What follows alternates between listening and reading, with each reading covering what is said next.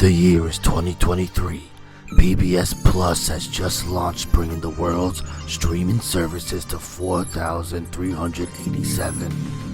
How can anyone be expected to go through all this content?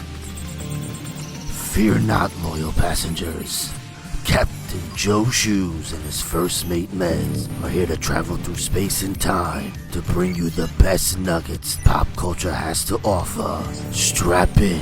It's time for the JoeMeZ podcast. Hello everyone and welcome to episode 358 of the JoeMeZ podcast. I'm Mez and my co-host as always is the magistrate of Caravan City, Captain Joe Shoes from the JoeMeZ podcast. Yeah, you are, buddy. What's up? Gomez, we didn't speak about this, but last week, Amazon had their yearly Prime Day. Yes, we did not talk about that this year. We forgot. And I wasn't really looking for anything, you know? Sure. I'm a man who has pretty much everything he could ever want.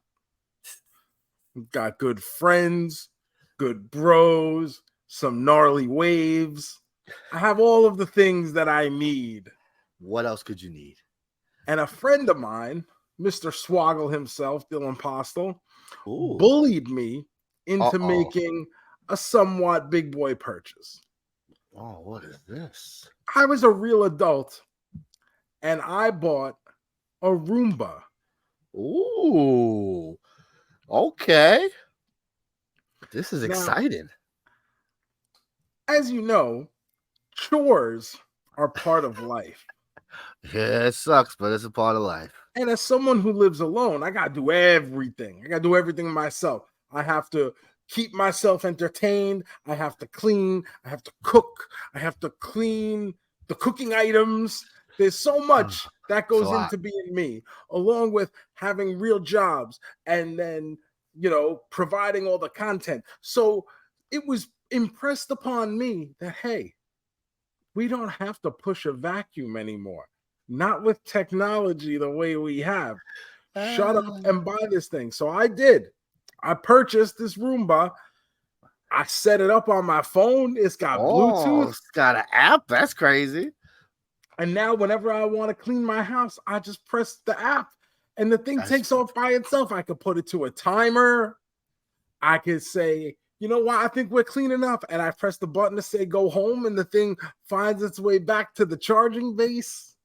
Oh my God, you got like a little BB-8 or something in your house, bro. It's a real robot. I finally have lived out my dream of being Screech from when I saw We Had Kevin the Robot. I love it. So, and you got to name it too. It's like having a Tamagotchi, you know, you got to give it a name. So I named it Shumba after my favorite person, me. If there was any doubt. That's great. I love this. I love you having a robot. This is exciting.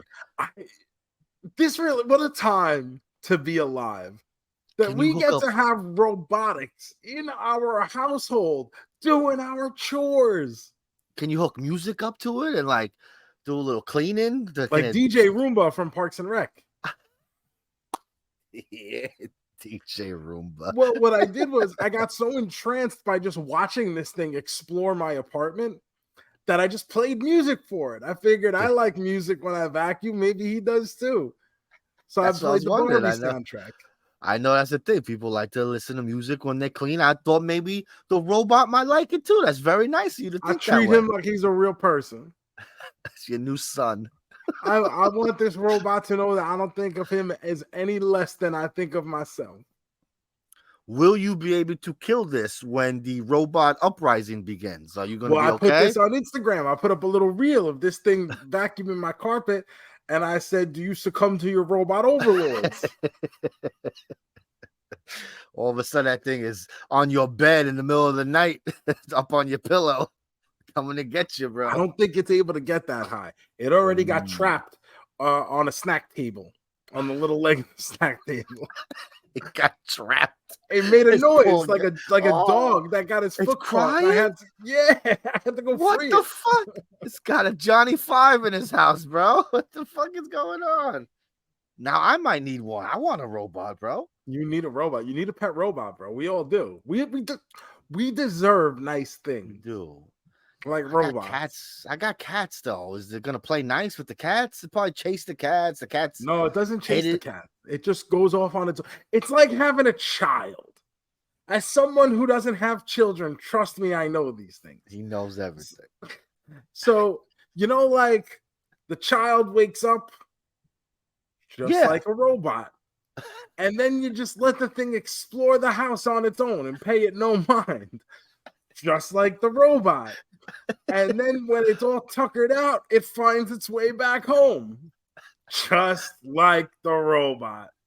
And it goes to sleep.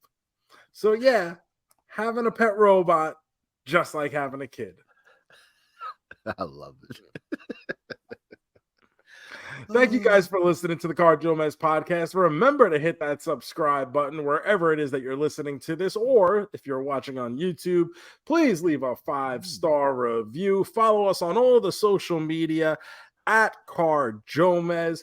And Gomez, What? hit the breaking news music. Oh! Breaking news. Joe, what's happening? What's breaking, bro? Gomez, for those people who listened to last week's episode, we finished up talking about what we were going to do this week. Yeah. And I made a statement saying, I don't think any of the movies are going to have like such big weeks. I thought we got a little too much into the internet hype. I thought so too. I did. We didn't know what to expect. I am shocked beyond shit that this is the world we live in, but I'm happy to be here, baby. Just me, my robot, and a Barbenheimer week that is the 4th largest weekend movie box office weekend to have ever weekended. So Bro, Barbenheimer has absolutely carpe weekend. We have never been more wrong, bro. We were like so off base. I was like, is this gonna be another Snakes on the Plane, bro? Everybody's talking about it, but ain't no one running to see it. Oh, fools we were. I genuinely thought we were gonna have a week where maybe the two movies together add up to 100 million in some form or fashion. Sure. And especially coming off some of the huge movies that we've had that have drastically underperformed, whether that's Mission Impossible, still, Indiana Jones, the Marvel movies, like Guardians of the Galaxy did relatively well. Ant-Man had a big first week and then absolutely cratered. Fast and the Furious did not do well. No, horrendous. And Fast and Furious. To think that we were going to have over 300 million combined dollars at the box office this week is insane. It's insane. The fact that both of these movies almost made $100 million is just the craziest thing, because one's about a toy and one's about a guy making an atom bomb that is 3 hours long. 3 hours, like an adult movie. We use the phrase straight adult up adult movie. Yep, an R-rated biopic of a scientist who headed the project to create the atomic bomb. Insane. That made $80.5 million opening weekend. What? That's the shit we talk about from the 90s. Are these little ass movies that you wouldn't think, and they're all making 50, 60. This is crazy. I'm stupefied, bro. Now, some of the early projections last week that we had before it picked up as we got even further into the week, but had Barbie like, maybe like 70 million for Barbie. Yeah. And even we're sitting there going, you really think Barbie's going to make a lot of fucking money? Because if Barbie's making 70, then what's Oppenheimer making? 30? That's what fit 20, 30, which I think would have been good for what it is. You know what I mean? Like, this ain't especially when you take into account that these two movies combined had a budget lower than Indiana Jones. Boy, look at that, folks. Wow. You don't have to spend all this money to make wow. Who would have thought of this? Barbie, $155 million, top place for the Insane. weekend. Insane. 100. That's not just like good weekend. That's insane opening Time weekend. shit. Yes, that's all time shit, bro. Biggest It opening is. weekend ever for a female director. Yes. Massive outperformance than I think best case scenario what Warner Brothers could have hoped for. I think this is the first time two movies have made over 80 million, and it's like not even close. Like usually one movie will make 120 and then the next one will make 20. Yeah. So this is like broken. Just it is. I can't wait to see what's gonna come from this, right? Because this is people are going, wait, what do we do? We gotta make this money. So who knows what kind of shit we're gonna be getting And we have now, a bro. third movie this week that made $20 million. The Sound of Freedom still Let's hanging keep in on there. ducking. That's right. Yes. Over That's $100 million now for The Sound of Freedom, which yes, just that's goes to gonna be show in the you top 10. there's a lot of stupid people out there. Have you gotta watch a trailer? Have you seen the trailer for that? No. You gotta see it, bro. Mission Impossible dropped to fourth already. I don't $19.5 million. I don't know what they were thinking though. Why are you releasing like you giving this movie no legs to stand on? Like release it this week. You know, now this movie is gonna make no money. And I mean, there's supposed to be a part 2 coming out. Jesus, like this is not good for Mission Impossible, bro. Unless this gets on like one of those elemental runs where now people are like, hey, you know what we missed? Going to the movies. Oh, what else It, is out? Let's see it Mission Impossible. could, but for the next 2-3 weeks, there's You have something decent big, releases coming out. yeah, decent releases coming out. So no, it's not gonna get legs, which is just that's crazy. So Mission Impossible at 118 right now, which is I don't think is terrible, but by its standards it is. Indiana Jones down to 5th at 159, and that looks like it's just done. Dead. Yep, that's dead. Maybe 160 at the end of it. That's just done. Half its and budget. then Insane. You got Insidious still hanging around, another $6.5 million weekend, putting that up to 71 on a $15 million budget. Love that horror release, baby. Those horror movies love it. And then Elemental still, hanging around, making a little money here and there, just tacking on right now. It's like Elemental is like the Harold Baines of Pixar. Like, it's not great. You're not going to put it, you shouldn't be putting it in the Hall of Fame. It's a compiler. It hangs 100%. Around. It's a compiler. Harold Baines should not be in the Hall of Fame, nor should Elemental. Poor Harold Baines catching strays, bro. He always catches them. We know. Fuck that guy. We don't give a shit. I've been giving it to Harold Baines for years at this point. It's episode 1, baby. Fuck him. So my question for you as a movie guy, and you are much more deeply rooted in the cinephile verse than I am. Sure. How did this happen? So maybe, the basically the way the year has gone, and now it kind of seems that maybe the people are kind of tired of not just superhero movies, just the same kind of things. That's the same thing over and over.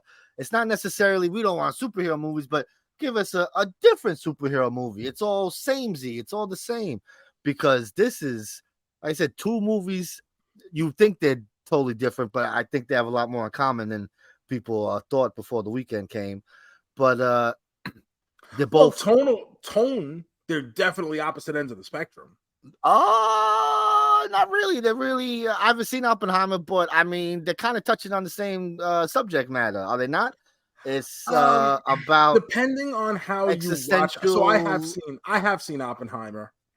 I'll talk about it a little bit. I know JoeMeZ hasn't seen it, so we'll go more in depth next week. Yes, once he does. I think that's kind of not gonna get lost in the watching of Oppenheimer, but you're more. I don't think the existential dread is such an overriding issue, more so than it is with there's a side storyline going on at the same time.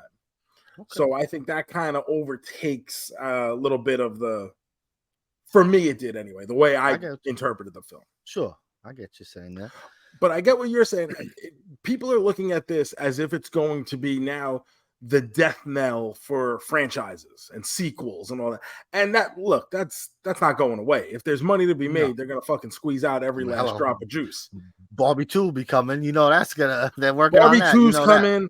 Fucking Ken's Mojo Dojo, Casa House, the motion 100%. picture on its way. Like, these things are happening. But I think genuinely there was a real grassroots aspect to this internet stuff that we saw. And you always look at it and go, well, the internet's not a real portrayal of how people are going to act and think. And now what's going to happen? Two movies that were marketed very differently, obviously, but marketed smart. Barbie looked like a fun, bright movie, which it was. Oppenheimer was the real story of the creation of the biggest killing device known to man, but my goodness. You got these two movies that were further away, and then the internet kind of rallied behind it and made a moment out of it. The memes that took over, the TikToks. I've seen people going in multiple costumes, going to do double features. Change, baby. There was one TikTok I saw where a woman showed up in like a Barbie outfit and like flipped it open, and it turned into a deep black, like she was going to a funeral. It was insane. That's like the effort. And even when I went to Barbie, and I didn't see them back to back, I didn't have that in me. So I went 2 separate days to the movies. Sure. When I went to see Barbie, number one, theater was packed. And that's something else we got to get into. But the amount of people that weren't necessarily in costume, but all dressed in pink. Yes. Women, pink and shit, young kids, guys, everybody showed up in pink. They made a thing out of this. This was a cultural movement that happened upon us. And now what will happen is, because everything is a monkey see, monkey do business, theaters, I should say studios, will try to recreate this. And it won't be organic, and it'll come off as corny, and it'll come off as fake, and it'll probably damage things going forward. 2 questions going forward with this. Do you think, because one of the things that's changed in recent years is you don't really get 2 big movies coming out the same day. Usually once a studio claims a spot, another movie's like, we'd rather just have our own weekend. You think that'll change? And it'll be like, nah, let's put them out together, bro. Counter programming. That's what it used to be. This the movie for the girl, this the movie for the boy, and that's what it was.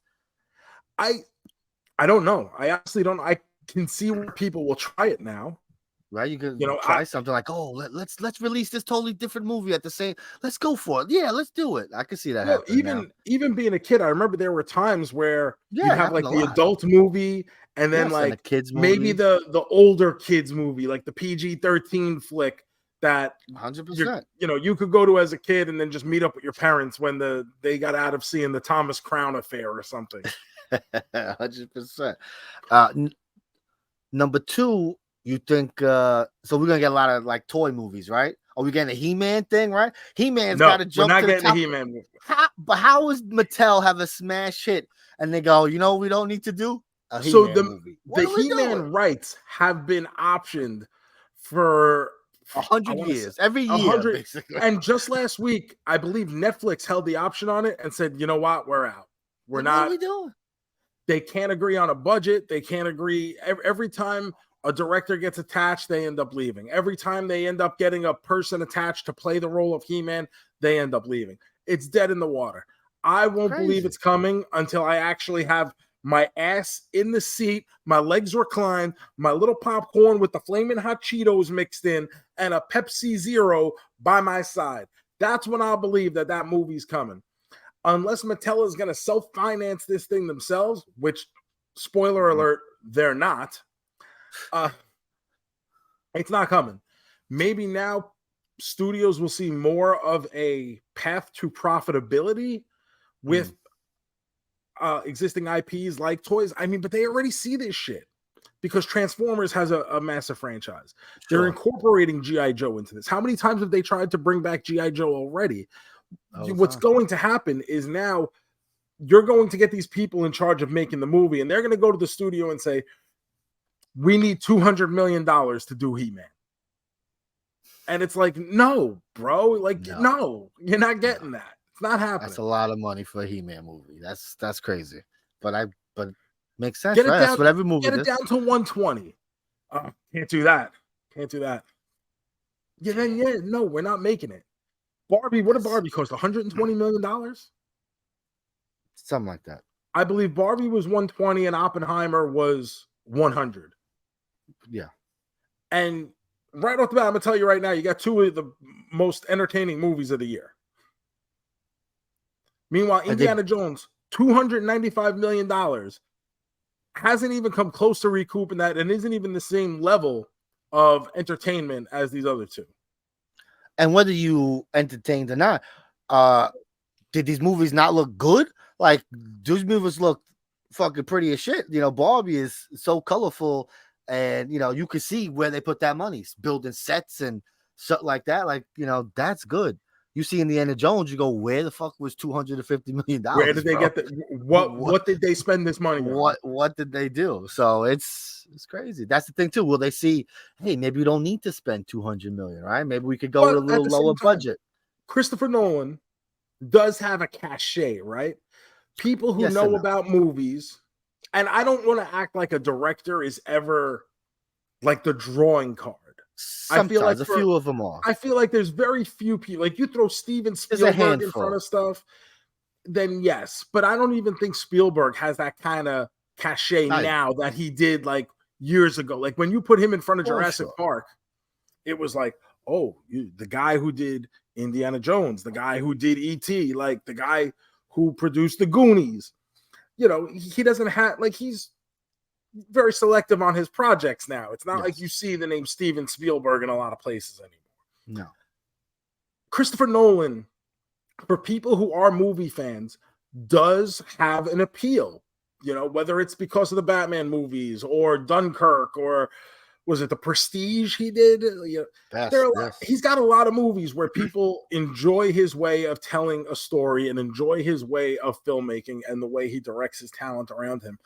And that is a draw. And what you did was you took, and I'll talk about Oppenheimer quick. Sure.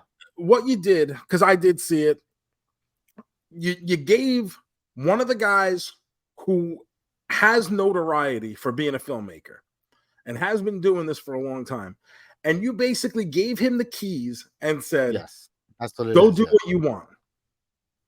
And he did. And this thing is shot beautifully. Every single scene features some kind of actor of consequence, where we always talk about that guy. Oh yeah, that guy. He pops up in a lot of shit. All that guys in this movie are fucking somebody. They're not guys. It's no William H. Macy in here. All of a sudden, that guy in this movie is Matt Damon. That guy in this movie is Rami Malek. That guy in this movie is Florence Pugh. These are fucking stars. Yes. And in every scene of this movie, someone pops up and you're like, holy shit, like, he's in this too? What the fuck is going on? This movie is very long. 3 hours is a long time. It is a long fucking day at the movies. I will say the first 2 acts, I'm at the edge of my seat going, holy shit. Because this is a biopic. This is history. So exactly. We're not spoiling anything if I tell you that the atomic bomb works. What? You jerk. Why would you do that? But getting to the point where they're testing this and it's successful, they still manage to build a certain sense of suspense where you're going, holy fuck. Like, are they going to be able to pull this off? Like, motherfucker, I know they pull it off. That's great filmmaking, bro.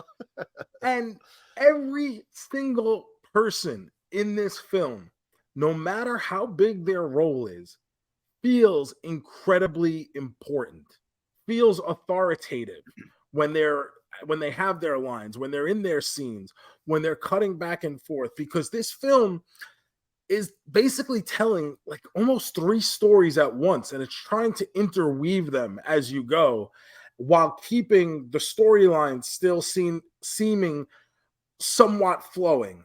And it does such a good job. And If you haven't gotten to see it, I understand it's a commitment. Go see it. It is a great film. And as someone who, listen, I'll be the first to say, I like my movies with dick and fart jokes. I like my movies with fucking, you know, a whole bunch of fucking weird people smoking pot and doing stupid shit and being friends together. That's what I like in my life.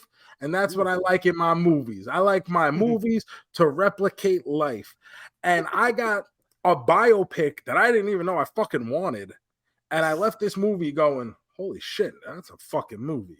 Love to hear it. Love to hear it. That's what I like to hear. You always say that. Oh, you like that. But then when I tell you to watch an adult movie, you always like, that's not bad. It was a good movie. At the same time, you love it. When something is good, I can appreciate it. Exactly. I'm up for anything. Yes, you are. If you, I like, I'm not gonna just sit here and say, nah, I ain't fucking watching that. When you came to me with RRR last year, I didn't blow it off. I said, you know what? I'll try it out. And what I came back saying that might have been my favorite movie of the year. I think I had it number 2 last year. Yes, I had it number 1. It's the best, bro. Exactly. You got to give things a chance. You'll never know. Doesn't hurt to try. I understand 3 hours is a long commitment. And I will say, the third act of this movie does begin to drag. Because up until that point, there's a lot going on and you feel very invested. But then after what you think is like the big the zenith moment, it kind of is like, oh, we're still going here. I know why they had to do it. I see why. There are certain things in this movie that I don't want to say could be cut, but I don't know if they add enough to the story to continue it going so long. Sure. I hear Iron Man here is gonna get an Oscar nomination. Now he was pretty damn good in a supporting role. What do you think there? He was excellent, and he was excellent because he's not playing. He's doing something Tony different. Stark. That's good. It's good to see. But Remember, he can act. That's the thing is when you see him on talk shows or any kind of appearances, Sherlock Holmes, he's still the wily, wise, sarcastic. And here he wasn't.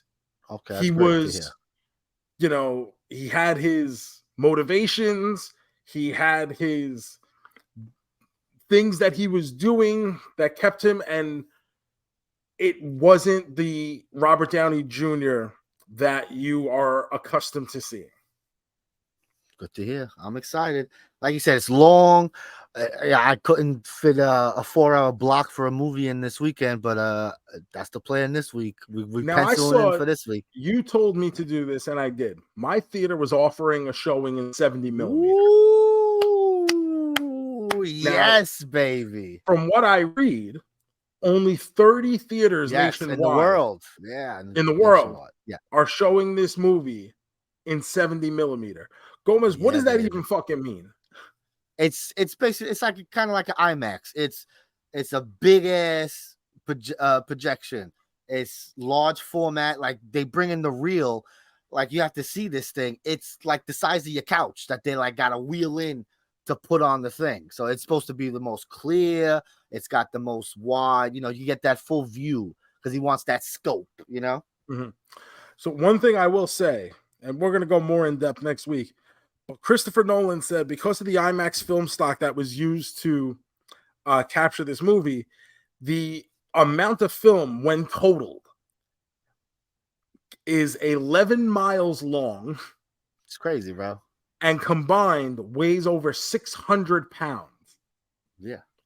I heard theaters had to do some modifications to play. Like it was so big, they had to do some shit to get it in there and put it on the fucking machine and shit. Remember, and this is going back now, we'll go back, say, 20 years, when IMAX first became the thing to do.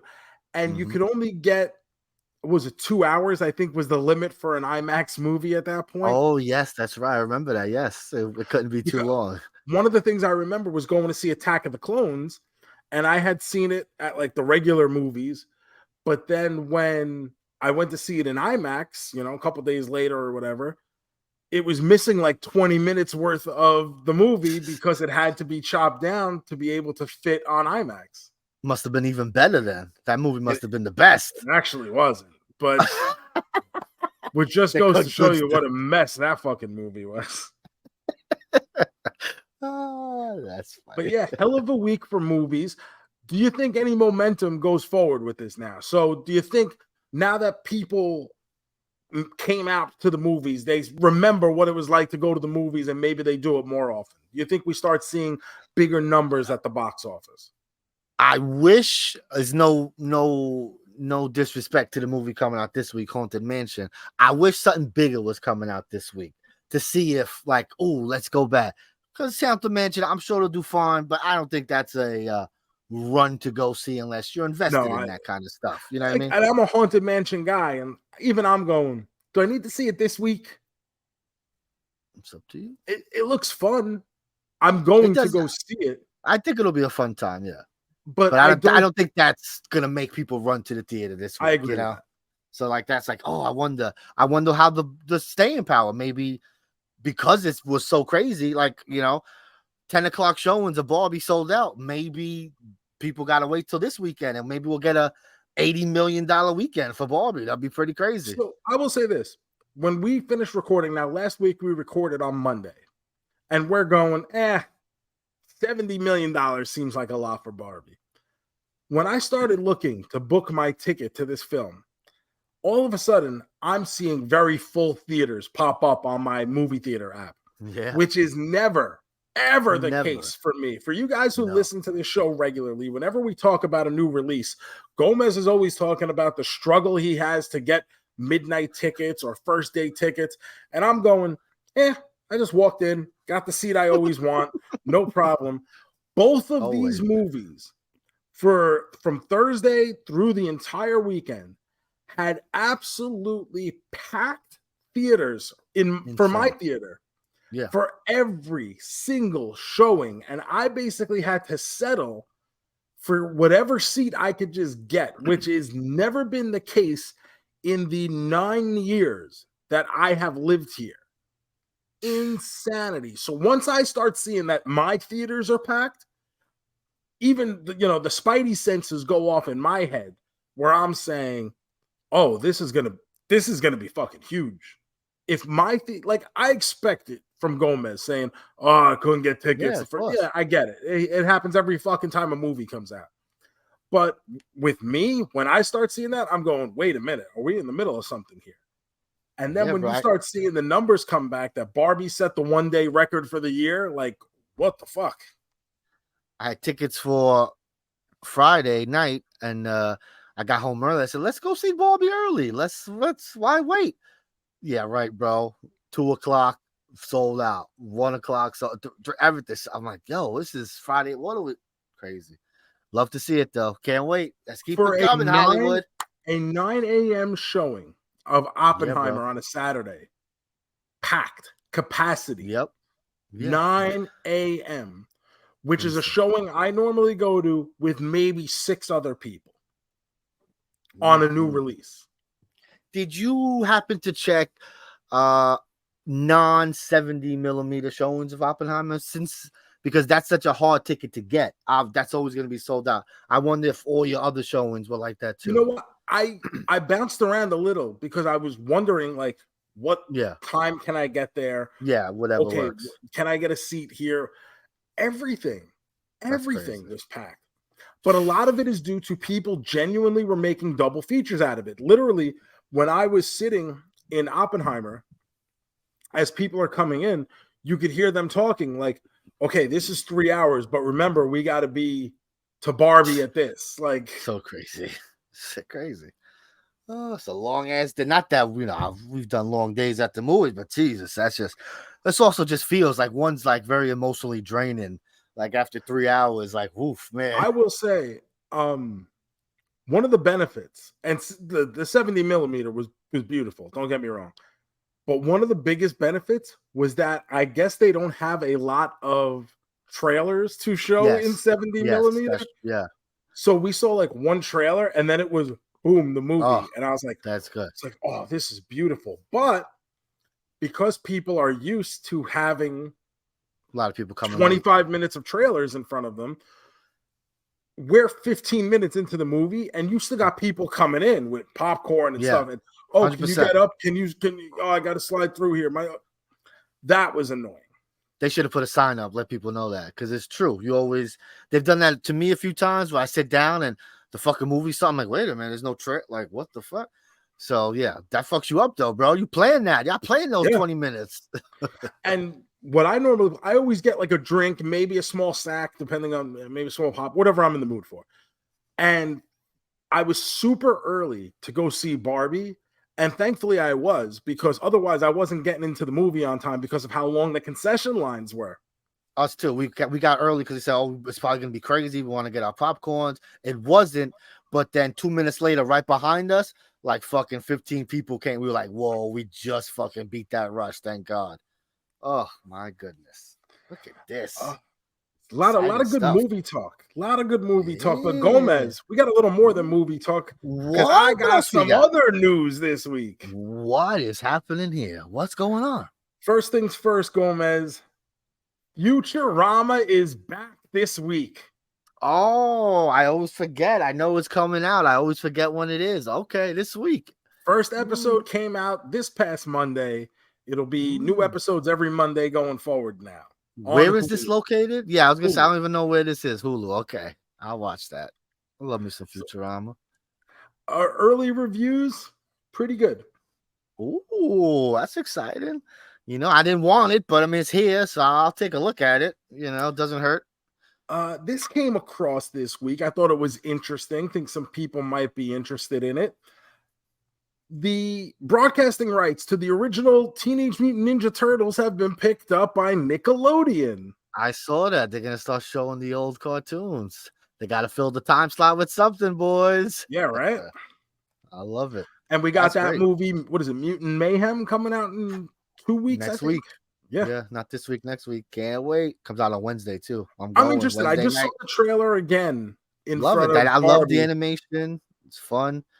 I love all the monsters, the mutants. Little reminiscent of the Spider-Verse movies, right? 100%. Yeah, they're going for that kind of that vibe, which is great. And of course, another John Cena movie. So good. Bebop and Rocksteady. Love it. Can't wait. I'm so excited for that movie. August 6th, JoeMeZ, HBO brings back season 2 of Winning Time, the Los Angeles Lakers. Oh, really? Yes. Well, I haven't heard shit about it. I listen to fucking basketball. That's why I'm the nobleman of news. Thank you for that. I'm going to pencil that in. August 6th, you said? August 6th. Okay, thank you. I'm busy that day, but I'll pencil it in. And a new release from last week that neither of us have watched. The Venture Brothers movie came out, video on demand. And listen to this bullshit. So this news came out kind of as I was going into the theater to go see Barbie. HBO Max, the app, has the Venture Brothers right now. And all of a sudden, it came out that it will be removing the Venture Brothers after August. To which Jackson Public, who's the creator of the Venture Brothers, found out through Twitter and was like, what? This is especially crazy when you think that this new movie is on video demand for 30 days. I think or 60 longer, days. maybe. I think 60 days. I think it was 60 days, and then it was supposed to head over to Max, and then you'd be able to stream it. Well, by the time, it is 60 days, because by the time this is done with video on demand, the Venture Brothers will no longer be on HBO Max. It's insane. I don't even understand. You put this, first of all, the fact that this is video on demand, what are we doing? I mean, I understand you want to make some money, but like, I assume this was a Max thing because this is where the things go. And I have seen nobody talk about it. I forgot about it 17 times over the past week that it was coming out and that it dropped. And I feel terrible that these people, they get their movie finally, and now they got nowhere to show it. It's just, I haven't watched it yet because I'm still trying to catch up on my season 4. I got to finish my catch up, you know? One last thing that I found very interesting. Netflix put in their password crackdown, right? So if you were sharing your account with people out of state, like I was sharing my Netflix account with family. We're all over. I got booted off because my device it's not It's too my far account away. name. Yeah, so I'm not in the location. It booted me out. And I said, fuck it. I'll just get my own Netflix account. Whatever. Well, it turns out that I wasn't the only one who just fucking took the L and signed up for Netflix. Netflix had 6 million new subscriptions during the password crackdown. Oh, that's interesting. Because people were assuming they were gonna go, fuck it. I don't care. I don't need this. And instead, all these other people, the other 5,999,999 people out there just ate it. Just took the L like I did and said, here, Netflix, here's my fucking $6 a month. Unless they really hate those ads, then they paid the 20. Not me. I paid the 6. I saw something they're either getting rid of that or they're raising up the price, bro. I think they're not necessarily, you're going to be grandfathered into this, but they will be pushing people to go towards the higher package going forward. Jesus. Yeah, look. Oh my God. Does not affect existing customers. That's good. At least that's good that they didn't do that to you, because that's so they got you to sign up and they're like, by the way, we're gonna raise the price a month later. Yeah, the real scumbags, bro. Oh, so that's my little entertainment news for the week. But JoeMeZ, I mentioned August 6th was winning time, but just 3 days later, McDonald's is introducing the Peanut Butter Crunch McFlurry nationwide. Whoa, what is this? Peanut Butter Crunch? Peanut Butter Crunch. This is something that they have offered internationally now for a while, finally making its way across the border to the United States. USA. Yeah. Baby. USA. First in Heart, second in McFlurries. We don't get none of the fun stuff. I don't understand. We deserve all the fun stuff. Instead, they're giving a fucking overseas. I thought this was America. Is McDonald's an American? Oh, I'm sorry. I thought this was America. Did I miss something? The McDonald's is not cold-blooded American food? What the fuck? Now, remember a couple weeks ago we talked about that cookies and cream pie? Yes. Early reviews have not been good. Oh, no, I'm excited. August 6th is when I'll be eating that. I'll be in Jersey that weekend. So the reviews that I have heard from people who have had it firsthand, the reviews have ranged from absolutely terrible to I expected a lot more. Oh, fuck, man. Why can't we have nice things? What's happening? What do we do? What do we do to deserve maybe this? We're going to get some nice things, JoeMeZ, from Taco Bell. What? Coming up in August, Taco Bell is introducing a new item nationwide, grilled cheese dipping tacos. Grilled cheese?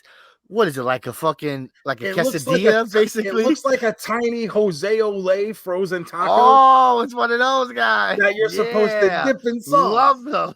I love a Jose Olay taco, bro. Remember we have the song. Jose Olay, Jose Olay. Oh. So funny. I'm excited for that. So maybe Taco Bell is gonna give us. We could be like Batista, and they're gonna give us what we want. Give me what I want. Or maybe it's gonna be our friends at Burger King. Woo! What we got going on over there? They're not doing it for us because only in Boston. What the fuck? This week, exclusively in Boston, Burger King is testing out 2 new flavors of chicken fries. One is chicken Parmesan fries with Italian seasoning and some marinara dipping sauce. The other, chicken and waffle fries with a waffle batter coating with dipping syrup. Yeah, a couple people have done that. A couple restaurants have done that waffle batter thing. I'm excited. You got my interest here. Now, I a don't couple understand years this ago, Boston bullshit. I don't understand why either. Like, just fucking bring it, bro. Just let's go. What are we doing? Boston. I thought And it'd be like only some. Boston. I thought it'd be some kind of Irish thing. No, it's Yeah, just right. regular. Like, No, what? this is actually real people food.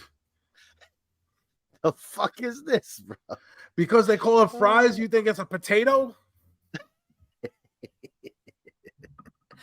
We haven't given the Wahlbergs enough around here. I saw Burger King got the Italian chicken sandwich, but only the other one. Why would they offer it on the round chicken, but not on the long chicken? What are we doing? What the fuck? I'm sure if you ask for it, they probably have it. They probably. Because remember when we first met over 20 years ago now, that was not a menu item, but we still had it if you asked. Yes, because we still had some sauce left. And we had to like prep that every day. We had to put a block of mozzarella cheese out. We had to have a thing of marinara sauce just in case. And on a good day, the one person ordered, you would get one order for it. I mean, we always ate them, but the regular people did. Eventually, I started experimenting with my own things where I would make my own marinades out of all the other sauces that we had available. I keep it in the refrigerator during the first half of my shift, let that thing soak in, then put it through the broiler myself. It would come out a nice orange hue. Oh, they must have loved that. Oh my God, I can't imagine the loss in money when they go and like counting the chicken, the BK broiler chickens that were missing. Oh, I love it, bro.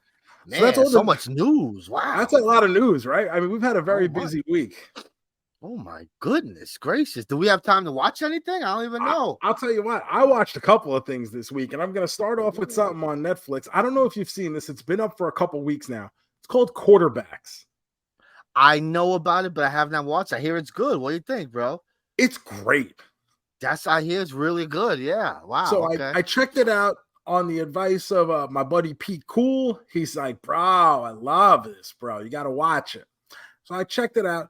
It's the story of 3 NFL quarterbacks that they followed around during the most recent season. Last season, yeah. And they basically made a reality show about it. And it is awesome.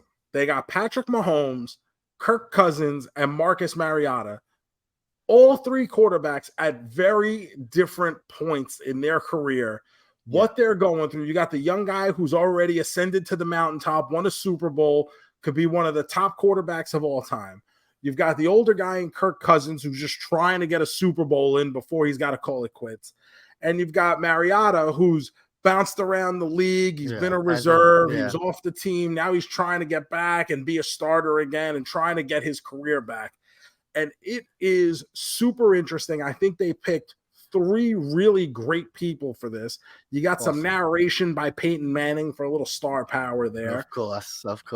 And if you are now, obviously you're a football fan if you're watching this, but if you're the type of football fan who's like hardcore into shit, they do an episode where they're like showing their process and how the playbook changes from week to week. And there's like one episode where Mariota's sitting there with his wife, like with flashcards.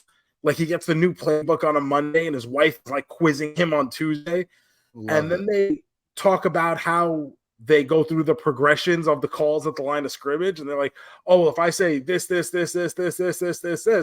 means this because of this. This is the formation. This is this. So crazy. Football's crazy, bro. You have to be Oppenheimer to be able to be a quarterback at the NFL level.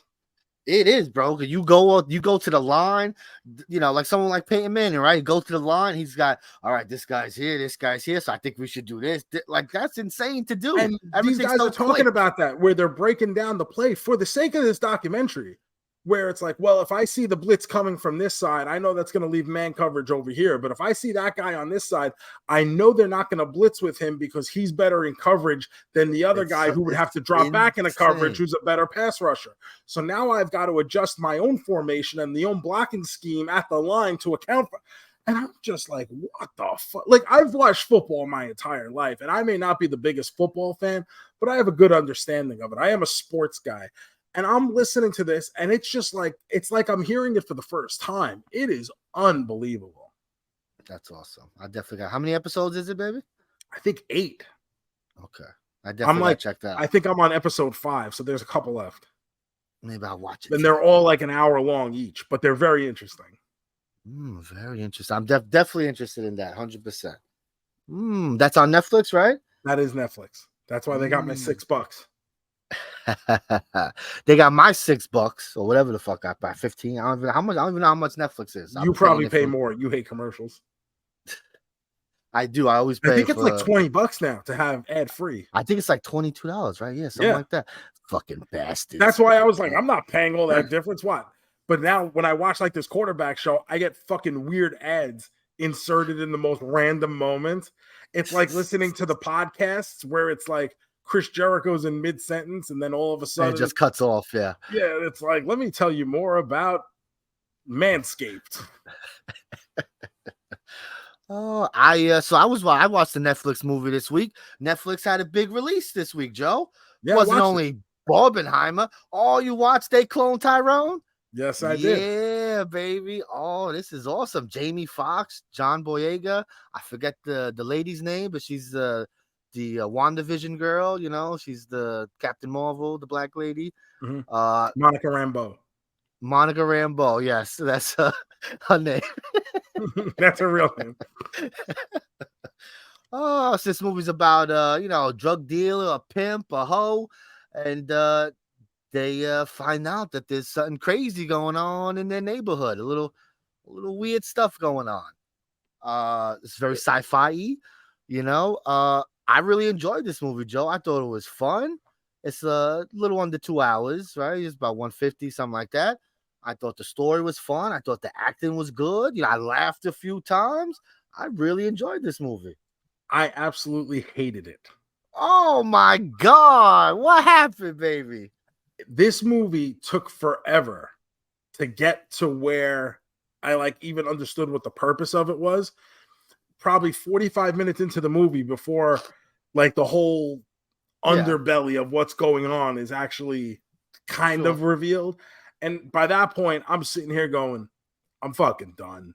I just don't fucking care.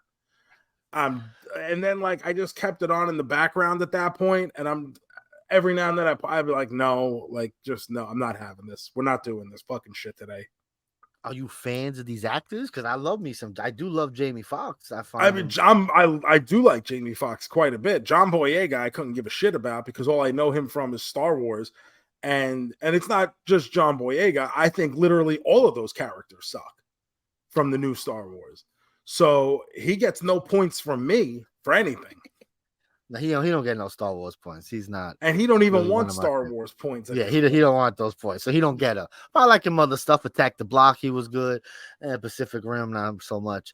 But I enjoy him. I think he's a good actor when he wants to be, and I enjoyed it.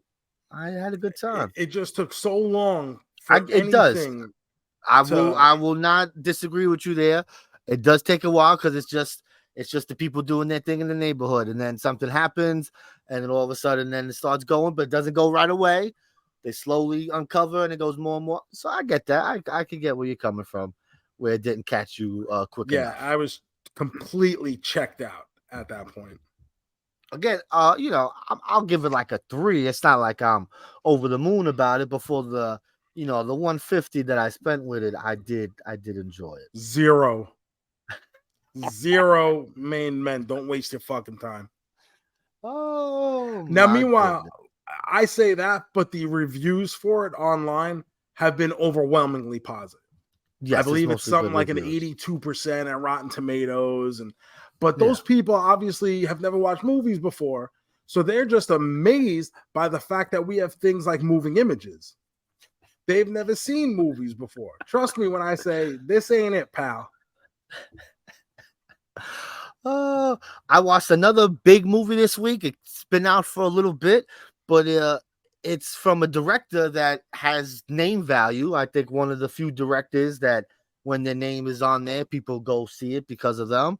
I saw the latest Wes Anderson movie, Asteroid City. Are you a Wes Anderson guy?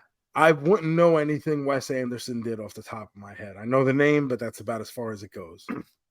Yeah, so he has a very unique style to the way he films his movies, tells his stories, the colors he uses. So he's definitely one of those handful of directors. I feel when you see their name, you go, "Oh, I want to see that," because I know what I'm getting. I know what kind of shit I'm getting into. I'm a big Wes Anderson fan. I love pretty much all his movies. This one didn't really do it for me. I didn't I've heard hate that it. about this movie. I didn't hate it, but it just seemed like he had some ideas for some stuff and just kind of put it together, kind of made it work, you know. But the performances were good. It's not like anyone was terrible. One of the main actors is Scarlett Johansson. I thought she was very good in it. Nick Swartzman, all these people that you're usually in his movies, Adrian Brody, all that, they're all good. It just didn't catch me. His last two, Grand Budapest and The Fresh Dispatch, love them. Some of my favorites he's ever done. So this one, it's a little disappointing for me. I was a little upset. Sad. I'm sorry he did that to you. He needs to do better. I'm not going to lie. He needs to do better. I expect excellence. Okay? We can't have this shit. Wes, you hear me? Next movie, Slam Dunk, or we're going to have a problem, bro. Way to go, Wes. Way to ruin Barbenheimer weekend. Oh, I got one other thing. You got anything else there, Joe? I only got one thing. Oh, so I got one other thing. It was the new release for Shudder this week. It was a documentary. Quicksand 2. No, we didn't make that yet, bro. They're waiting for us. No, ours is Quicker Sand. This week, the movie was a documentary about shark movies, Sharksploitation. Okay. That's the name of the movie. It's about 2 hours long. And it just kind of goes over the history, starting with Jaws. We get the knockoffs. Then we go into like the sci-fi original. Well, yes, we go into Jaws 2 and stuff. The sci-fi original movies, the Asylum movies. So I got a kick out of it, seeing all these movies, all these pieces of shit movies that I've watched for years and years, getting a little shine like, oh, this movie sucks, but you got to see this thing that this shark does, Because that's me. I watch these shitty movies. I take the best kills out, save them for a rainy day. And there's a lot of them in these shitty shark movies, bro. You watch a 90-minute movie, maybe you get a 30-second clip. You're like, whoa, that was fun. And then it's just horse shit. So this kind of showcased some of that stuff. So it was a good time. It's really informative. You learn a lot about sharks and shark movies. I love that shit. So it's a good time. Sharksploitation, Shudder. Check it out. Good shit. Now. That brings us to the reason for this season, right? The summer blockbuster we didn't know we needed. Who knew? Barbie. 2023's Barbie. God damn, pal. What's this one? I wonder how they describe this movie. I'm very interested to hear. Barbie suffers a crisis that leads her to question her world and existence. Okay, that's the movie. That is. They tell you exactly what the movie is. So I got to be honest, even with seeing the trailer for this movie for a while now, I still didn't know what I was getting into. Sure. It looked bright, it looked colorful, it looked like it was going to be fun, kind of goofy, maybe tongue-in-cheek. But going in, I'm going, it's still a Barbie movie. It's still got to be a kid's movie, right? Like, it's still gotta be, it's based on a toy line. You're probably pitching it to kids. Obviously, you want to entertain the adults, but that shouldn't be your focus here. And going in, I went in with an open mind saying, all right, I'm ready. Give me what you got. Sure. And early on in this movie, you can hear the people behind this movie say, fuck them kids. This ain't for them. They sure did. Oh, fuck them kids indeed.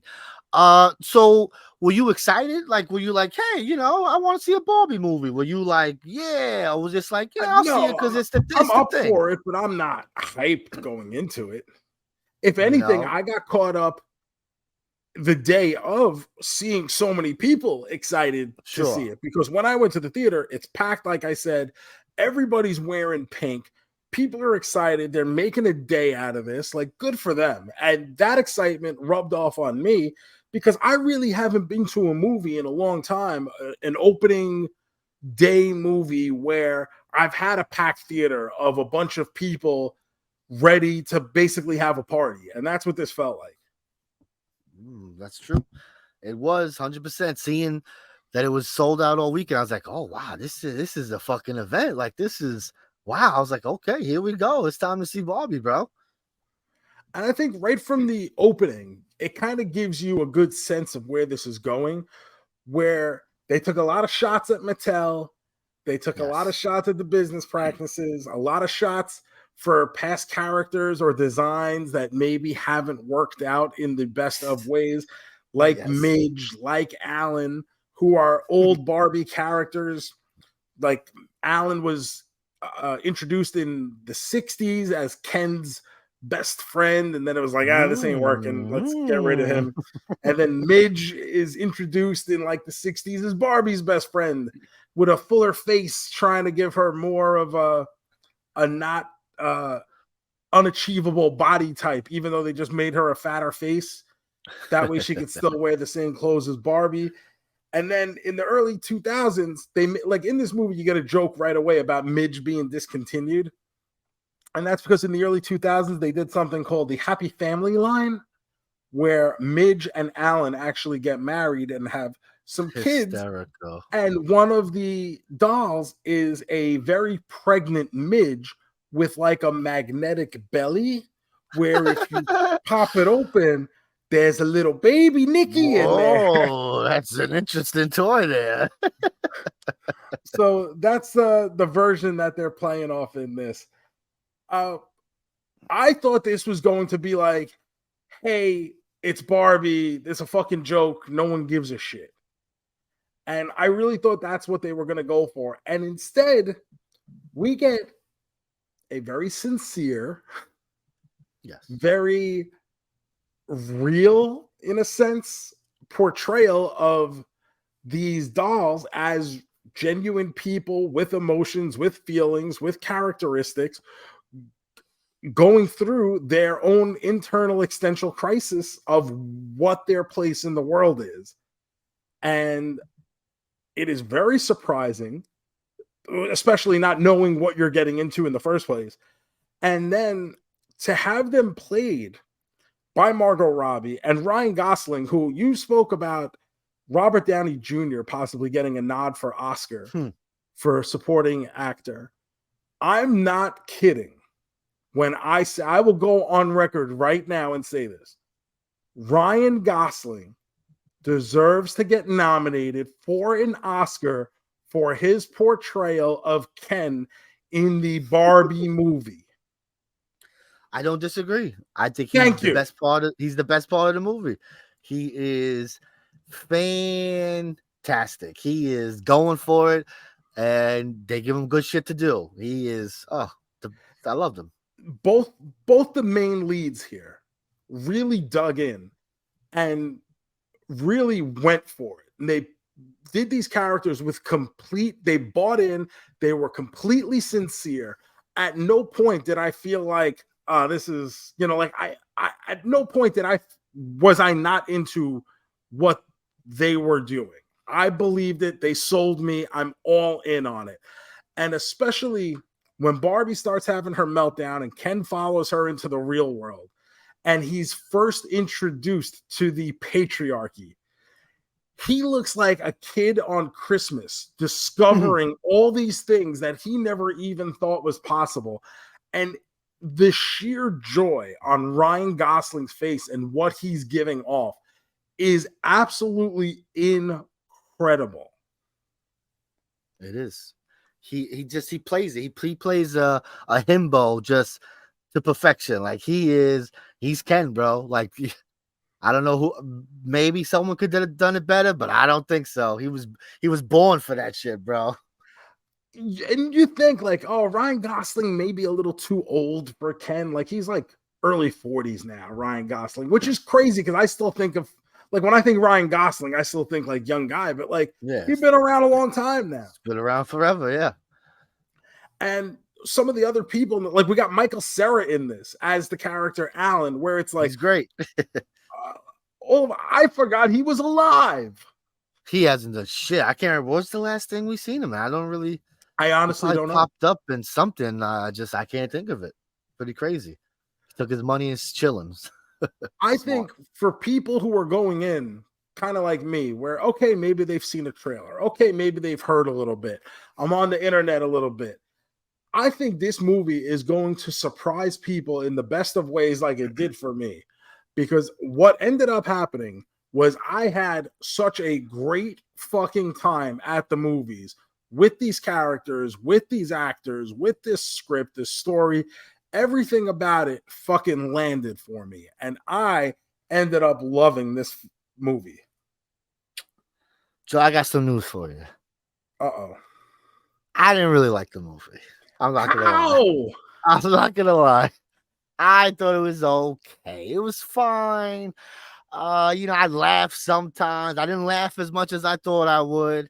The middle part of the movie, I just was very bored. It's like I'm just sitting there. I'm like, I get everything they're going for. I get it. And I'm just sitting there like, yeah, haha, it's funny. Oh, that's silly. But bro, I don't know. I just was not feeling what they were putting out there, bro. See, I I'm was going surprised. when they get back, when Ken heads back to Barbie Land and then they take it over.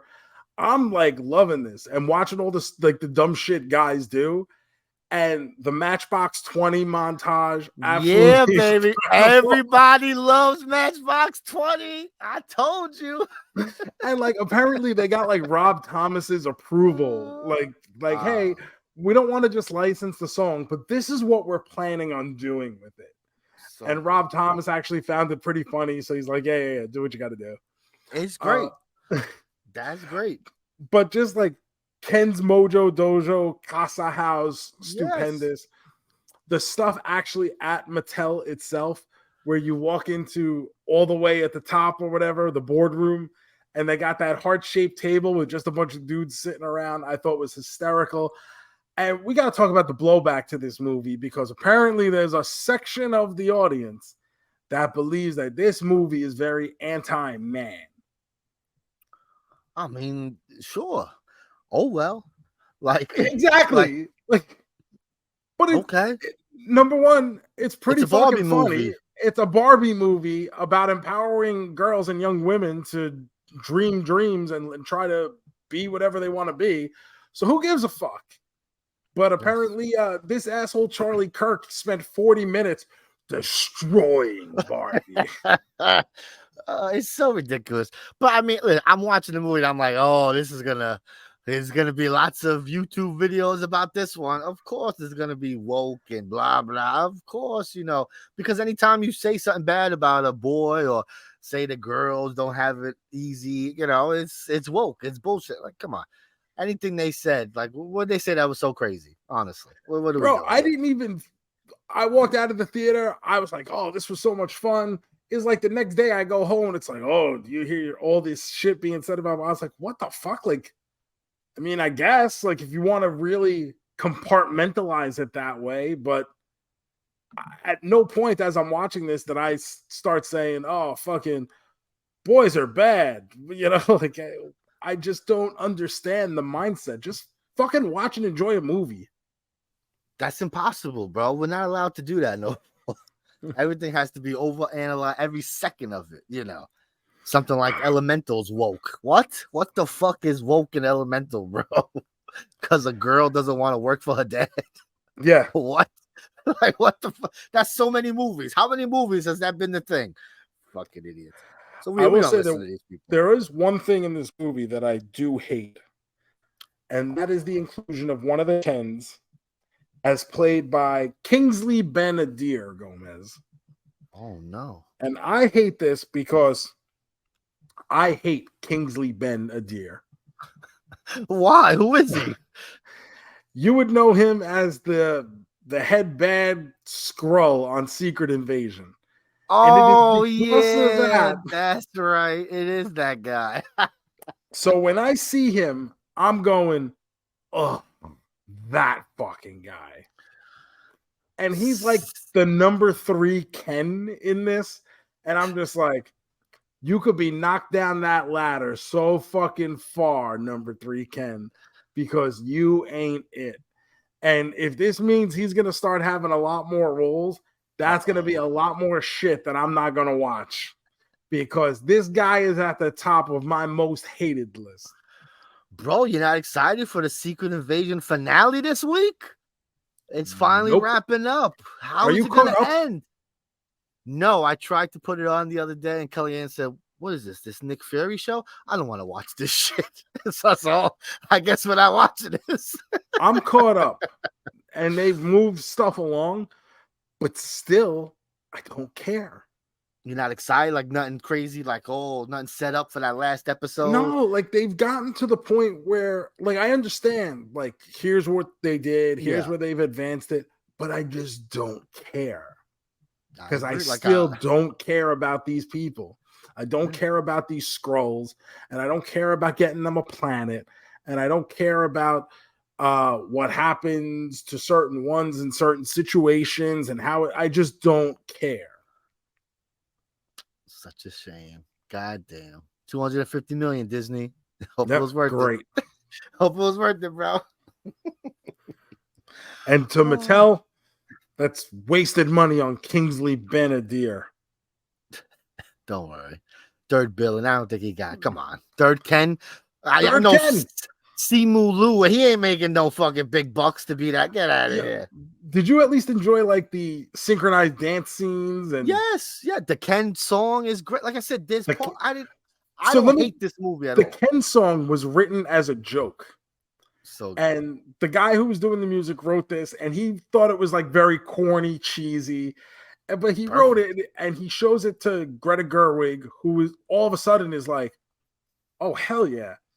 She shows it to Ryan Gosling, who all of a sudden believes that it is absolutely necessary that he not only sing the song, but have a giant musical sequence to this song. He feels it is imperative to the character of Ken to have this sequence. He needs his and own all dance, of a sudden, it becomes its own thing. And that sequence of the movie is absolutely spectacular. Yes. Like I said, I enjoyed lots of this movie, but there's probably just, it didn't hook me all the way. So there was times I'm like, all right, let's get going. All right, this little girl, America Ferrera, I get it. Life sucks. I got it, bro. I got it. I don't know, bro. It's like when we watched the Mario movie, I really liked the movie, but as I was watching it, I'm like, no, I don't know if this is the Mario movie that I was looking forward to seeing here. Like, this is not, so with the Barbie movie, I'm like, I don't know. I don't know what I was expecting. I don't know. Typical negative JoeMeZ. Bro, let me tell you something. You know who hated this movie? My wife. I know ladies' opinions don't matter, but she absolutely hated this movie. She was like, this is not the Barbie movie I wanted. I was like, I'm sorry to hear this. What did she want? She wanted more silly, like I guess just like a Barbie Land movie. I was like, all right, I get it. Like, because she's watching this. She's like, I'm not taking Shiloh. Like, this is not a kid's movie. Like, they're going to be bored. I think kids will probably like the beginning, right? In Barbie Land, it's fun, it's colorful. Once they get into the real world, you're going to lose the kids. Any kids there. So that's one of my things. Now, going in, like I said, I assume this is going to be geared towards children. That's not the movie we get. When it was over, I had a lot of kids in my theater. And they didn't seem unhappy. There was some confused laughter throughout the movie. I'll say I didn't hear a lot of laughing in the movie theater. See, mine was consistent laughing. People, because I was like, maybe if people were laughing, I'd be like, oh yeah, that's fun. Because it was kind of quiet in my theater. I was like, oh, okay, like that was funny. I'm like, laughing, looking. This honestly was the first time I've had like that real invested movie theater experience from a full crowd since definitely since I lived in New York. I'm trying to think, do I got to go back to maybe the Avengers, the first Avengers movie? Endgame, you didn't have that with Endgame? There wasn't. My theater wasn't packed for that. That's crazy. Now, this is the biggest movie weekend since that Endgame weekend. But really, when the first Avengers movie came out in 2012, because figure I would have left New York in 2014, but that first Avengers movie, seeing it at midnight, was like being a part of something. And everyone, Yes. you know, that one scene where they're in the Battle of New York and the Avengers all fucking come together in the circle and they do the camera work where it pans around all of them and they're all back to back to back to back. That was like one of those, everybody stood up and cheered and took off their pants and just caved. Everyone just fucking shooting poppy sauce all over the fucking place. It was fucking stupendous. I'm always angry. Oh my God, what a fucking pop that was. Hulk smash. Oh, what a fucking picture. God, they don't make movies like that anymore, Joe. God damn. But yeah, it's probably the first time since that movie where I've had that really invested movie theater crowd experience. Because I do enjoy, I know people, you know, I don't like, but when you're in a movie theater and everyone's laughing, having a good, like, that's fun. Like, I enjoy that. So no, don't get me wrong. I don't want that happening during Oppenheimer. Well, no, of course. I mean, when the movie calls for it, of course. Yes. I don't want, blow that shit up, boy. I get it. I don't want that shit either. Oh, I'm gonna hit some music here, Joe.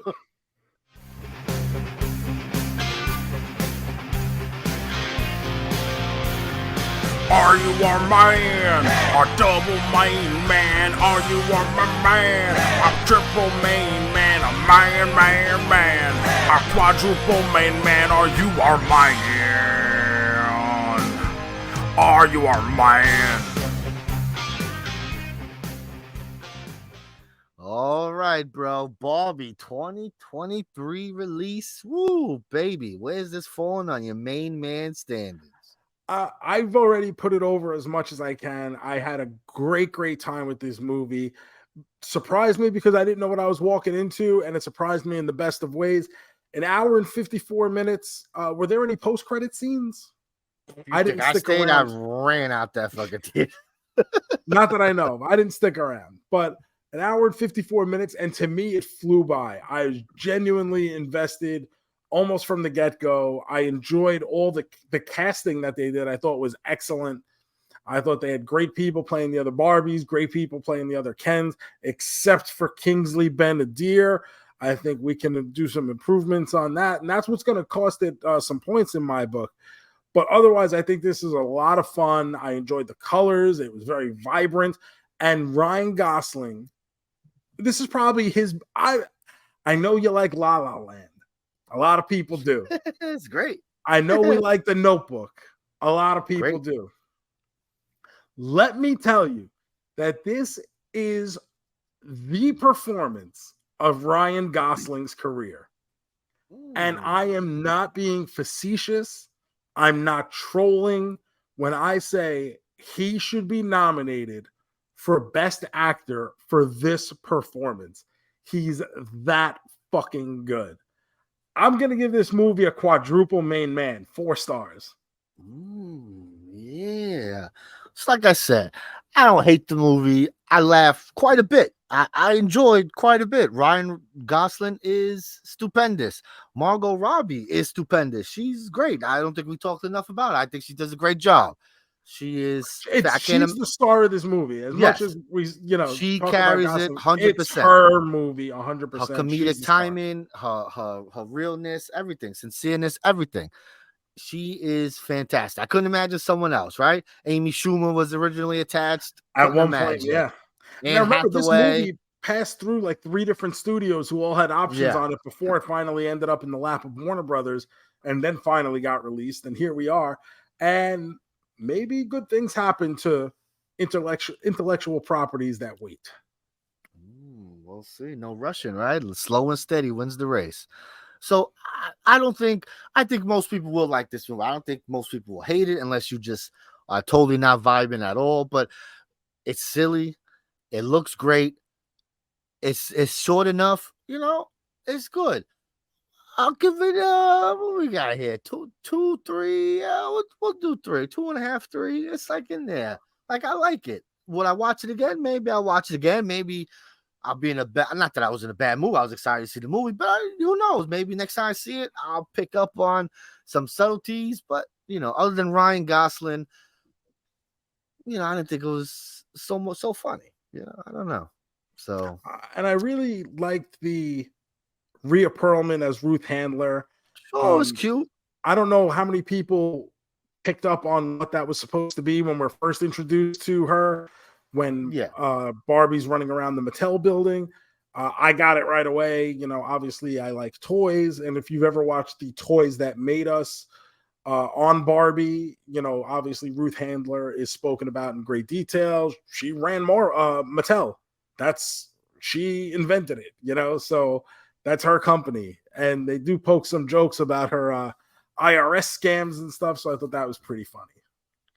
One thing I'll say, I did not like the Mattel people. I did not like Will Ferrell, which I love Will Ferrell. I just wasn't feeling it. I was like, I saw this in Lego Movie. Like, what are we doing? Yeah, I didn't put it in that context. I mean, I just thought it was what it was, Sure. But it's good. Like, I do like that they're, poking at Mattel, like, yeah, fuck you, big company. Yeah, exactly. I love that. I love that they had some fun on their expense. But so yeah, Barbie. Oh man, I like that Mattel actually allowed a lot of those jokes to happen. Yes, I think you have. If you're gonna do something like that, you gotta go with it. You fucked up sometimes. Deal with it. It is what it is. There ain't secrets what they're talking about. It's all right there in the open. So it is what it is. But still, no one likes being the butt of course jokes, not. especially a corporation. Whenever you throw a corporation in that kind of line of fire, it usually they're causes probably a like, little bit of butthurtness. That's the past. We don't do that. That's we don't what do they that used to do. They're not making fun of us. They're making fun of those people. That's probably how they justify it there. If I'm the new CEO, I would never. Oh, all right. Well, what an exciting weekend. I had a great time at the movies this weekend. I got 2 really great movies that are probably going to be on my top list going towards the end of the year. And I understand there's some stuff we'll watch, so we'll have to, do one of those catch-up episodes or something soon for all the stuff that we've missed. But yeah, all in all, a hell of a weekend for movie fans, a hell of a weekend for movie theaters, a hell of a weekend for society. So we mentioned earlier the big release this week is Joe's Haunted Mansion, a movie for Joe. This is for you, buddy. I am. I'm looking forward to it. It's one of my favorite attractions at Magic Kingdom. So, like we said, we're gonna go see this movie. I'm gonna hopefully definitely see Oppenheimer. I do have tickets, so as long as something don't happen, I'm gonna see this movie. So we'll talk about that. We'll talk about a little Haunted Mansion. We'll have a good time, I think. I hope nothing happens and you're able to see everything. Treat your kid like I treat my robot. At some point, you just press the button to go home. And they do it themselves. Oh, that'd be great. That'd be great. Man, did she see the movie then? She's supposed to see it Friday. All the girls are getting together. Again, she does want to see it because it's a Barbie movie and she don't know what the fuck, Mm-hmm. But like I said, I think she's gonna get a kick out of the house, the fucking dog that poops. We have that toy. Like she's gonna pop. I know it. And then the real stuff's gonna happen, and I don't know. I don't know if they're gonna get her back on board. It's gonna be interesting. I have more faith in my daughter. She's the oldest of her friends. All her friends' birthdays are later on in the year, so she's been 8 for a while. Everyone's still 7. There's a big difference. So I think she can handle a little more than some of these other little kids. Because we talk to her like she's not a kid. So she listens to Taylor Swift and she asks about lyrics. We tell her about the lyrics. Oh, Taylor's talking about this. That, so there's some adult themes in some of those songs. So, I think, she can vibe if we explain what's going on, stuff like that. But some of these other kids, they're going to be like, Mommy, what's happening? So I'll report What's a back. beach off? What's a beach off? What's a gynecologist?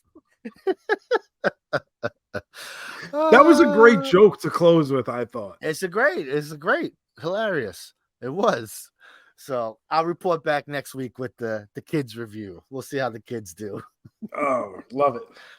But that's all next week, folks. So let's finish up this week. Yeah. Now time for the big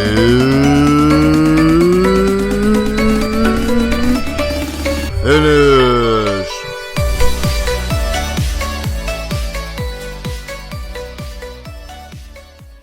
All right, Joe. It's big finish time. Let's get ready to spin this sexy wheel. Here we go. Spinning it. Let's see. Oh. How funny that they were back to back like that on the shuffle. Almost landed on Marvel villains, landed on Batman villains. The wheel is funny, folks. All right, this should be interesting. Batman villains. He's got so many. Let's see what we pick here. Here we go. Let's see. I mean, the Joker. Sure, but I mean, there's tons of other people. You don't have There to is. love the Joker. And listen, I love. Now, I grew up on. I always say this: the '66 Batman, right? The Adam West Batman is stupendous, and how I think of all my Batman and his gallery of villains. But to me, the Joker is number one. I don't even think it's close. I think it's the Joker's on his own level, and then everybody else can fight for number two. Sure, but I can see where you might not love the Joker because he's overplayed, or it's always the same kind of thing, or nowadays the Joker's such a fucking lunatic they make him. Some people maybe want, the clown prince, a little more silliness in their Joker, not so so serious, where he fucking takes his face off and puts it back. It's a little crazy sometimes, these Joker stories.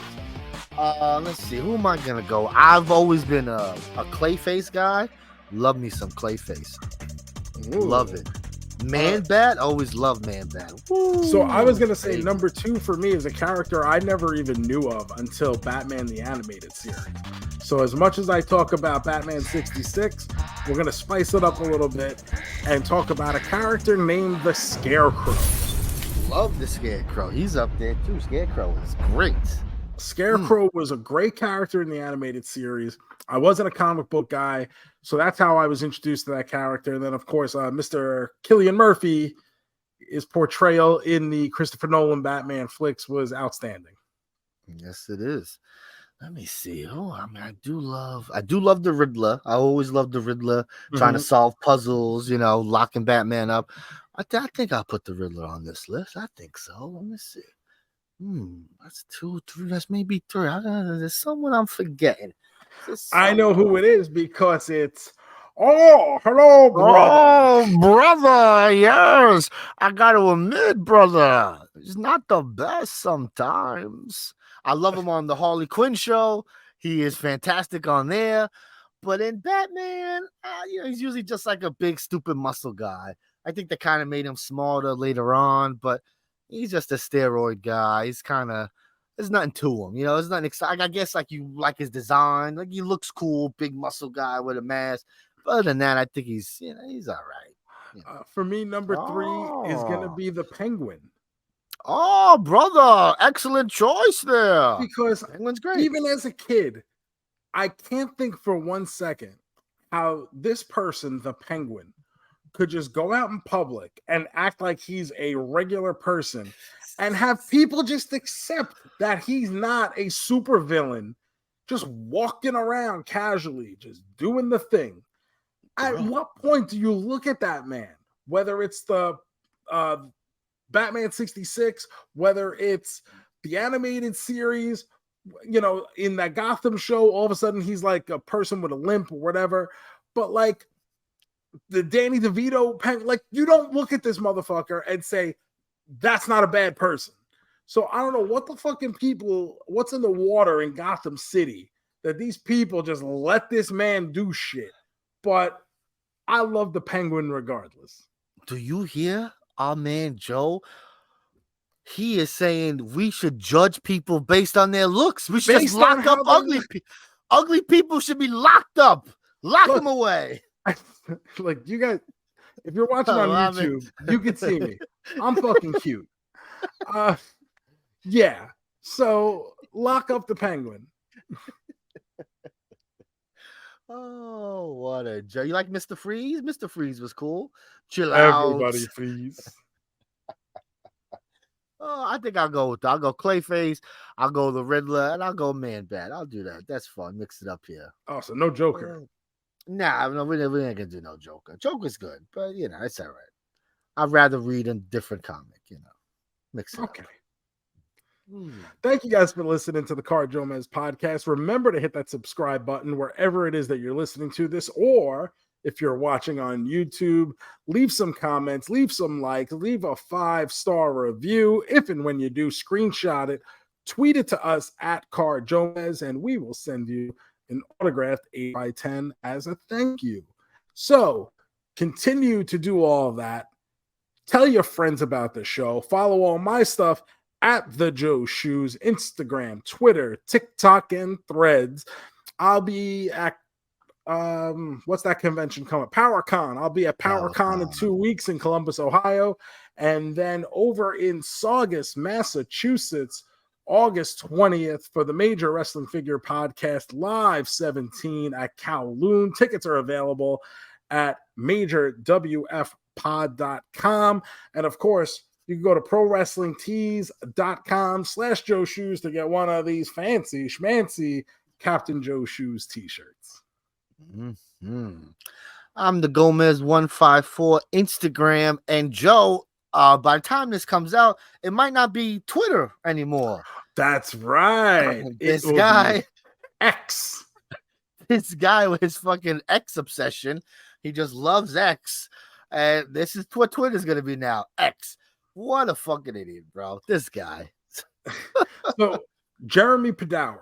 I'll tell a quick story before we go. Jeremy Padour, who owns and runs Jazzwares, has been in the toy company, the toy business for years and years at this point.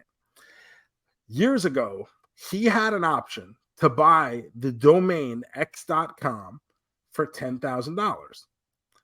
By the time he decided to do it, he went back to the person. They go, "Oh, I sold it yesterday to this other guy. But here's his email in case you want to work out a deal with him." Turns out that guy was Elon Musk. So Jeremy sends him an email saying, "I'll give you $12,000, which is a 20% profit in one day." He was turned down, never to be heard from again. And here we go. After all these years, we're going to get x.com as something. What I really hope, he's saying it's going to be like some big multimedia, huge. It sounds like whenever Elon's describing it, it sounds like Tom Haverford from Parks and Rec describing Entertainment 720. And like all of a sudden, Detlef Schrempf is just going to be there shooting free throws. So funny, bro. But what I'm hoping for is that if I watch a video on X, it's going to be called an X video. And all of a sudden, xvideos.com is going to see their traffic go absolutely through the moon, which is definitely not a website you should be viewing if there's children around. Not safe for work, folks. Yes. Oh, my goodness. Let's get out of here, Joe. Well, whatever it's going to be called, it's going to be called, but follow us there. Buck Gomez. Yeah, wherever it is, we'll be somewhere. Everybody's got to be somewhere. Down with the so ship. With all that being said, let's make like Tom and cruise. Peace.